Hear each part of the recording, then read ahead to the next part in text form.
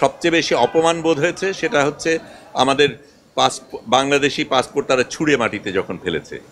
এইটা আমাকে ভীষণভাবে আক্রান্ত করেছে এবং এই অপমান বোধের মানে এটার জন্য আমাদের বিচার আদায় করে নিতে হবে।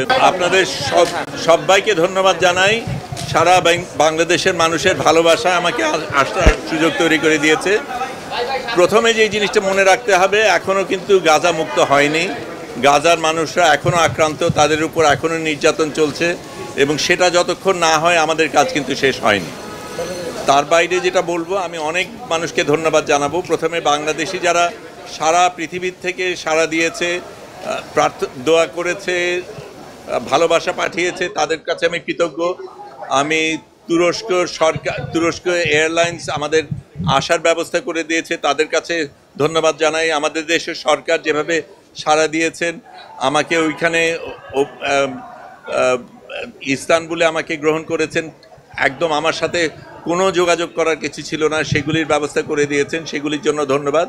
কিন্তু আবারও আমি বলবো যে আমাদের আসল সংগ্রাম বাকি আছে। যতক্ষণ ফিলিস্তিন মুক্ত না হবে ততক্ষণ আমাদের সংগ্রাম চলতে হবে। আমি যেতে পেরেছি, অনেকে যেতে পারিনি, অনেকে আমার সাথে যোগাযোগ করেছিল, তারা যেতে চেয়েছে। আমি মনে করি আরও হাজার এরকম ফ্লোটিলা যাওয়া দরকার এবং যতক্ষণ না ফিলিস্তিন মুক্ত না হবে আমাদের এই সংগ্রাম চালিয়ে যেতে হবে। ধন্যবাদ আপনাদের সবাইকে।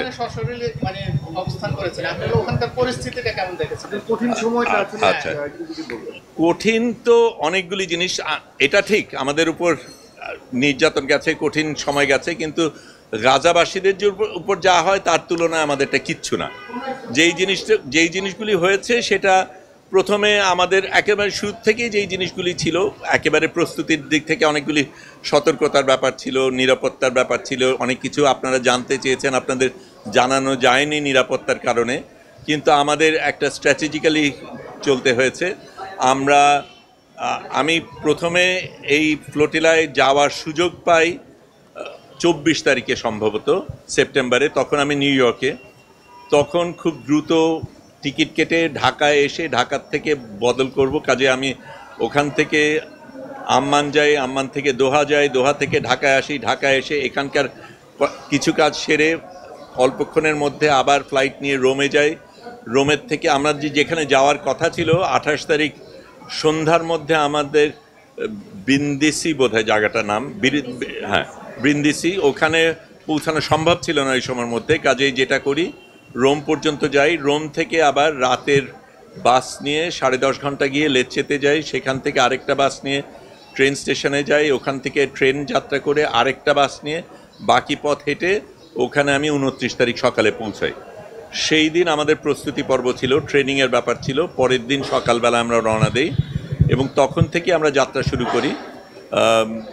তারপরে আমাদের আগে ছোট 8টা ফ্লোটিলা রওনা দিয়েছিল, তারপরে আমরা রওনা দিই। এটা ছিল সবচাইতে বড় ফ্লোটিলা পুরো সব কিছুর মধ্যে, অনেক বড় অন্যদের থেকে। এবং আমাদের প্রধান এর মধ্যে আরোহী ছিল সংবাদকর্মীরা এবং স্বাস্থ্যকর্মীরা, এবং আমাদের ইচ্ছা করেই সেটা করা হয়েছিল, কারণ এই কর্মীদের উপরে সবচেয়ে বেশি আক্রোশ ছিল ইসরায়েলে এবং সবচেয়ে বেশি হত্যা করা হয়েছে এই সংবাদকর্মী এবং স্বাস্থ্যকর্মীদের। কাজে আমরা সেটার প্রতিবাদে গিয়েছি এবং যদিও আমাদের সাথে ত্রাণ ছিল, ত্রাণ দেবার উদ্দেশ্যে না, আমরা যাতে ওদের উপর বোঝা না হই সেই কারণে আমরা নিয়ে গিয়েছিলাম। কিন্তু যেটা আমাদের খারাপ লেগেছে সেটা হচ্ছে এই ত্রাণগুলি ইসরায়েলিরা নিয়েছে। কিন্তু আমার কাছে যেটা সবচেয়ে বেশি, শারীরিক অত্যাচার নিয়ে আমি কথা বলতে চাই না, কিন্তু যেটা আমার সবচেয়ে বেশি অপমান বোধ হয়েছে সেটা হচ্ছে আমাদের বাংলাদেশি পাসপোর্ট তারা ছুঁড়ে মাটিতে যখন ফেলেছে।